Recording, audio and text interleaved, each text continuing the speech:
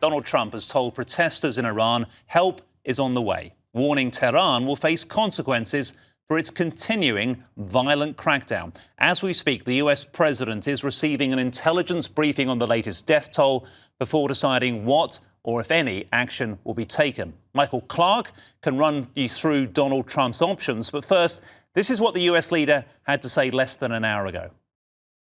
But we'll straighten that out. But Iran is on my mind when I see the kind of death that is happening over there, we think. So we're going to get some accurate numbers. I'll have it in about 20 minutes. We'll get some accurate numbers as to what's happening with regard to the killing. The killing looks like it's significant, but we don't know yet for certain. I'll know within 20 minutes. So, as the Iranian crisis goes on, the White House is itching to take some sort of action, but we don't really know what sort of action they may be considering. There are a number of options, of course. The non-kinetic options, the peaceful options, include more sanctions, using tariffs to try to isolate the government in Tehran, which is already looks as if it's taking place, and the idea of cyber attacks, perhaps, on the Guard, the Revolutionary Guard, who are actually conducting the oppression of the protesters out in the streets of many, many cities. Beyond that, of course, there are the military options. And if we think about military strikes, there are three types of target that would make a certain amount of sense to the United States. One type of target might be the nuclear facilities of Iran. There are plenty of them. There are many of them that the United States would still like to attack, and so would the Israelis.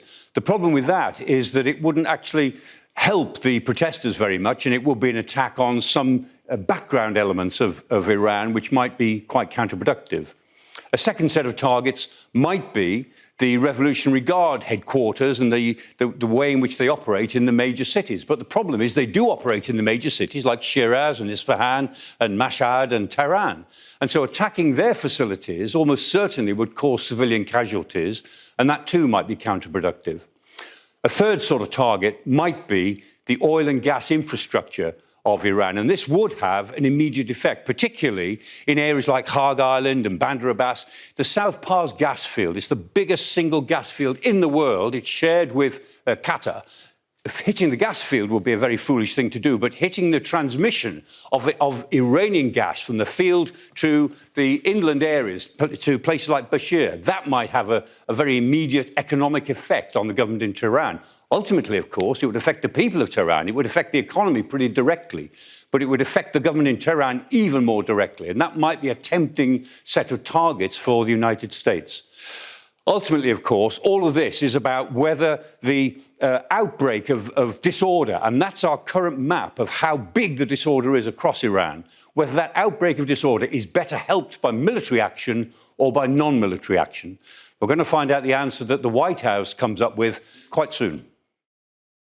Let's get more with political scientist and senior fellow at the UCLA Burkle Center for International Relations, Benjamin Radd. He joins us live from Los Angeles now. Benjamin, thanks for your time on Sky News today. Donald Trump telling reporters on his touchdown in Florida earlier that he was about to receive a new intelligence briefing on exactly how many Iranians are being killed in demonstrations there.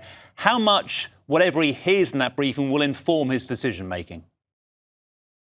I'm pretty convinced the president has already made up his mind, or at least the National Security Cabinet has decided whether or not to pursue any action to weaken the Iranian government's ability to harm protesters. I think that decision was probably made a day or so ago. And now the question is what the next steps will be, whether it'll be a kinetic strike of some sort, a cyber attack, some sort of an economic pressure applied. Additionally, let's say sanctions, or finding out a way to curtail Iran's export of oil, which is still happening at a pretty rapid pace despite all the international sanctions that are in place already.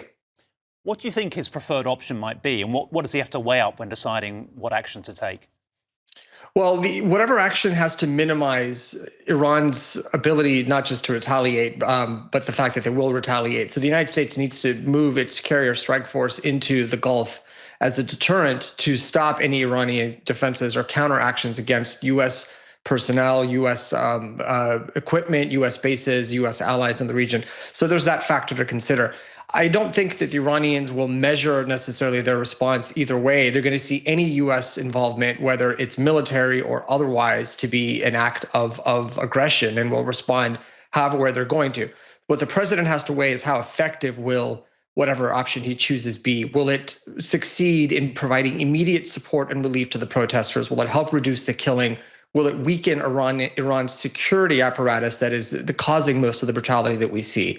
So those are the things we'll be looking for.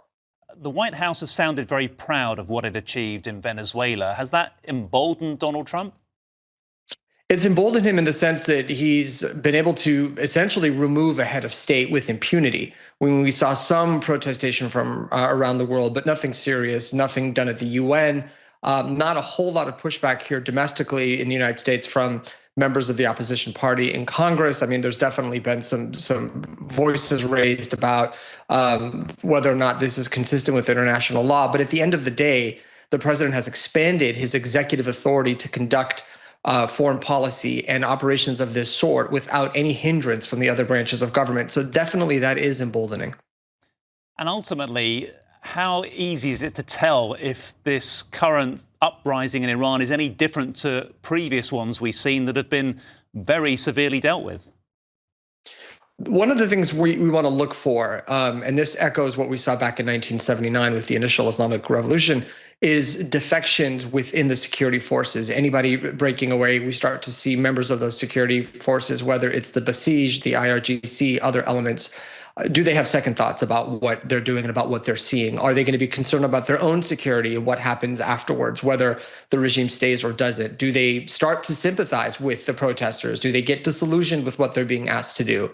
Does the killing and the brutality start to impact them psychologically? If we start to see people breaking away from their roles and also the leadership structure within the security forces as well, then we can say, okay, the government not only has lost the legitimacy and credibility, but now is losing the support from within its own ranks to carry out these acts. Okay, really interesting stuff. Benjamin Radd, appreciate your time here on Sky News this morning. That's Benjamin Radd, political scientist and senior fellow at the UCLA. Thanks, Benjamin.